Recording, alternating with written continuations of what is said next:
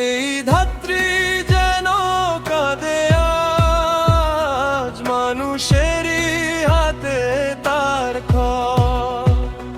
আল্লাহর আমানত নষ্ট সবের জন্য কে বেশি দায়। গাছ কেটে বন জ্বালিয়ে মরুভূমি বানাও, ছায়াহীন পৃথিবীকে আগুন রোদে জ্বালাও। পাখিরা হারায় ঘর আর নদী শুকায় ধীরে ধীরে। আমরাই করি ধ্বংস